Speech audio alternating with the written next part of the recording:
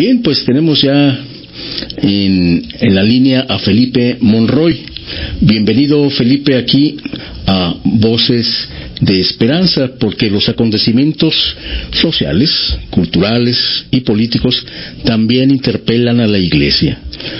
Como cada semana nos acompañas, Felipe, de BC Noticias, para sobre todo ayudarnos a comprender los temas que marcan la relación entre Iglesia y sociedad. Bienvenido, Felipe, te escuchamos. ¿Qué tal, Román, amigos de Apostólicos Radio? Pues esta semana muy consternados, obviamente, y particularmente esta mañana por los acontecimientos que trastocaron la vida ya en Venezuela. Pues así es un poco la naturaleza, y ya lo decía el padre Germán, pues también nos interpelan fuertemente en la solidaridad y de la que somos capaces, ¿no? Y también de los gestos hermanados, que los que también somos capaces y nos consta, porque justamente ayer, después del triunfo de México en la Copa del Mundo, en esta fase de grupos, un triunfo histórico, porque jamás en la historia México había ganado los 3 partidos, no había quedado invicto de cierto modo, pero incólume, porque no había recibido ningún gol en contra, ¿no?, en todos los partidos. Y bueno, pues fue causa de júbilo, de mucha felicidad, por supuesto, lo vimos en todas las crónicas noticiosas, y ahí hay una posibilidad de fraternidad, de júbilo, de hermandad que se puede hacer.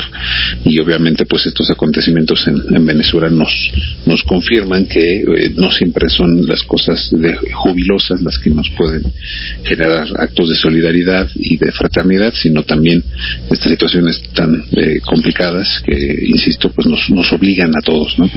Entonces, pues reiterar el llamado que hace el padre Germán, y yo creo que también todos ustedes, de poner un poco de gesto fraterno y solidario a los hermanos venezolanos en este momento tan complicado, que también nosotros reconocemos, ¿no? También México es una zona sísmica, y sabemos que cuando suceden estas cosas, pues siempre es mejor tener un aliado, un apoyo, una ayuda, una oración incluso solidaria también para poder seguir y levantarse, porque es una situación bastante desagradable. Bueno, dicho esto, mi querido Román, hay que contextualizar también un acontecimiento que estará marcando algunas crónicas noticiosas, porque en este momento muchos cardenales del mundo están llegando a Roma, convocados nuevamente por el Papa León XIV. El Papa León XIV, desde que fue entronizado, digámoslo así, desde el 8 de mayo del año pasado, escuchó en las congregaciones generales a los cardenales sobre sus inquietudes, sobre las perspectivas de un nuevo pontífice, etcétera, y hubo algunas cosas en las que había muchos cardenales de acuerdo, y había otras cosas en las que no todos los cardenales estaban de acuerdo. Había tensiones y complicaciones respecto a la actuación de la Iglesia en el mundo actual. Y obviamente el Papa pues recoge estas inquietudes y define una cosa muy interesante. Lo principal es conocerse mejor, conocerse entre los cardenales. Hay que recordar que el Papa Francisco, de feliz memoria, pues nombró cardenales a líderes eclesiásticos de los más recónditos lugares del mundo, países que jamás habían tenido un cardenal en la curia romana o digamos representando esa porción de Dios, cardenales de localidades sumamente pequeñas o de comunidades muy marginales en el mundo. Pienso en Cardenal Marengo, con una comunidad católica pues que no llega a las 3,000 personas, y que sin embargo pues su liderazgo pues es importantísimo para evidenciar una realidad importante en el Asia Central y en la modernidad cultural actual. Y bueno, el Papa hizo esos gestos, Francisco, y cuando comenzaron, después del fallecimiento del Santo Padre Francisco, y comenzaron las las congregaciones generales y ya particularmente el cónclave, pues había muchos cardenales que no se conocían bien entre sí, ni cómo pensaban, ni cuáles eran los acentos más importantes de sus reflexiones. Y entonces el cardenal Prevost lo vio por supuesto, y ya como Santo Padre, como pontífice, pues decidió convocarlos de manera más regular a los cardenales. Y los convocó el pasado enero en una reunión extraordinaria del consistorio para los cardenales, y desde allí también les prometió que las reuniones iban a ser más frecuentes, que había muchas cosas en las que tenían que platicar y conocerse y escucharse. Y después de esta reunión en enero, pues prometió que en junio tendrían la segunda consistorio extraordinario, y de hecho pues comenzará justamente mañana, viernes y sábado, tendrán esta oportunidad de convivir ahí en Roma. De hecho, pues ya casi todos los cardenales han llegado a Roma para participar justamente de este consistorio. Es un momento interesante, muy importante. No todos han podido acudir, por desgracia, principalmente por asuntos de salud, algunos personajes muy relevantes. Sin embargo, pues los que están, por supuesto, estarán ya dialogando sobre algunos temas que la Santa Sede y el Santo Padre les ha pedido. Principalmente en dos grandes marcos de referencia. El primero es Magnificat Humanitas, obviamente esta encíclica que León XIV publicó apenas el 15 de mayo pasado, publicó el 25 de mayo, pero firmada el 15 de mayo pasado, haciendo 50 años de Rerum Novarum, y también van a analizar un poco, o al menos desde esa perspectiva, la otra encíclica interesantísima, no encíclica, la exhortación apostólica del Papa Francisco, Evangelii Gaudium, que sigue teniendo pues mucha riqueza, obviamente, para el mundo actual. Estos son como los dos grandes paraguas que los cardenales estarán reconociendo para poder atender algunos desafíos actuales. Pero también, particularmente, el Papa estará por preguntarles algo que ya está de hecho en el programa y en las cuestiones generales del consistorio. Les quiere preguntar a los cardenales sobre ¿qué tipo de paz tenemos que construir o queremos construir? Esto viene en la encíclica de Magnificat Humanitas.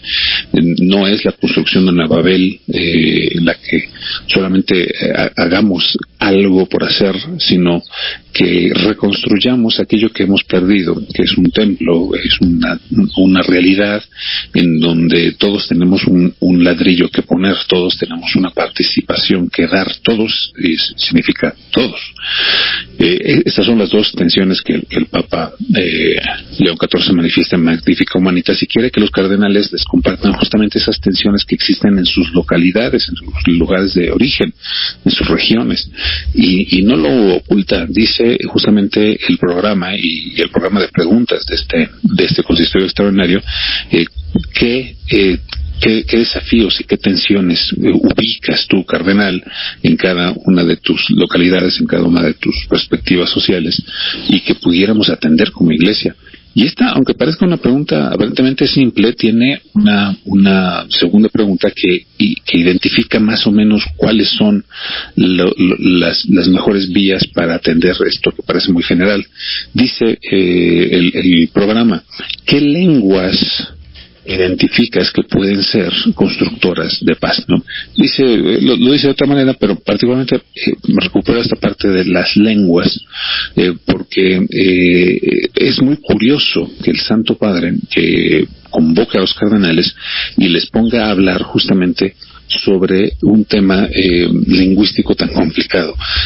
Ustedes recordarán, queridos amigos, que en lingüística la lengua y los lenguajes son distintos.